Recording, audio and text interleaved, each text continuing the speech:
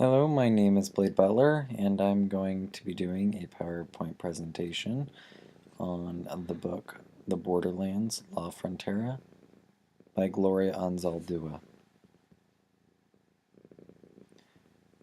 So one of the first things I want to talk to everybody about is how she describes her homeland. She says that the border that separates the safe from the unsafe. Those in power, the rich whites, live to the north and look down upon the half-breed and queer. This border is the white man's way to keep them from harm and to keep themselves safe from mixed culture people in the South. Wanted to talk about her struggles that she faces with her homeland. She says she struggles in dealing with her homophobic ideals and the fear of being rejected. She says that for some, groups will conform to society's norms to be accepted and wanted in a culture. Those who go against have a much harder time being a part of the group. She brings these thoughts back to the borderland, where one can feel alienated from their original culture and alienated in the dominant culture. So her personal migration kind of away from her homeland. Some things I found interesting was that she was one of the first in her family of 6 generations to leave.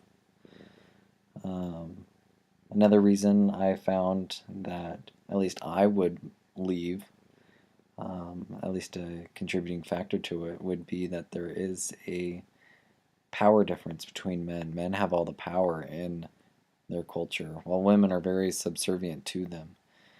They If they don't follow the rules, they are mujer mala. That's what they say, a bad woman. There's really only 3 options for women in their culture. It's to become a nun, a prostitute, or a wife. So with all that in mind of her homeland and the struggles that she went through, I found a couple quotes that I wanted to discuss. Second quote I will go into a little bit more detail on how I see it as, but I also like this quote, so I wanted to mention it. She says, "The struggle is inner.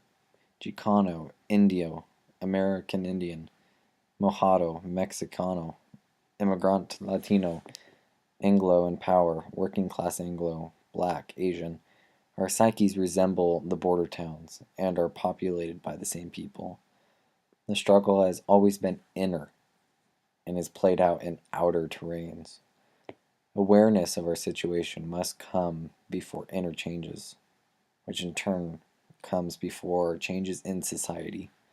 Nothing happens in the real world unless it first happens in the images in our head." The second quote that I marked down while I was reading this was when she says, "Why am I compelled to write? Because the world I create in writing compensates for what the real world does not give me. By writing, I put order in the world, give it a handle so I can grasp it.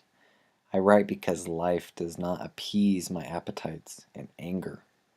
To become more intimate with myself and you, to discover myself, to preserve myself, to make myself, to achieve self-autonomy, to dispel the myths that I am a mad prophet or a poor suffering soul, to convince myself that I'm worthy and that what I have to say is not a pile of shit.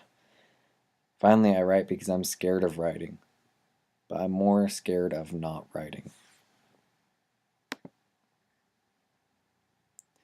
So I want to talk about how that quote resonated with me.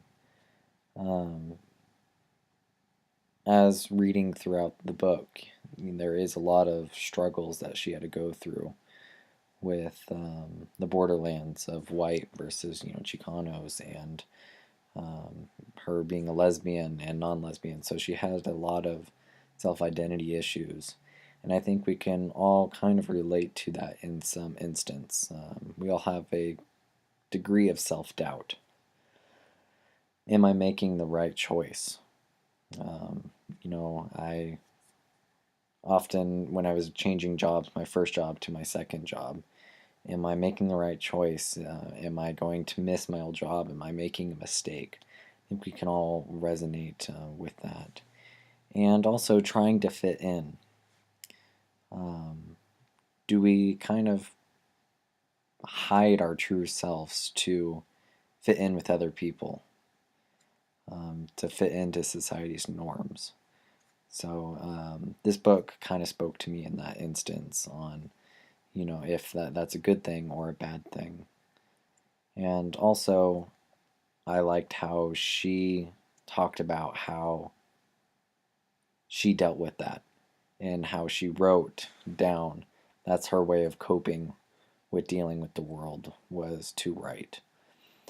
She said in the very last part of that she's not scared to write, but scared of not writing. So we all need to find a way to cope with fitting into society and solving our own differences. So that's how that quote resonated with me. I found a lot of deeper meaning behind it, and one which you can adapt to your own circumstances. But anyways, thank you, and I appreciate you guys taking the time to listening to my presentation.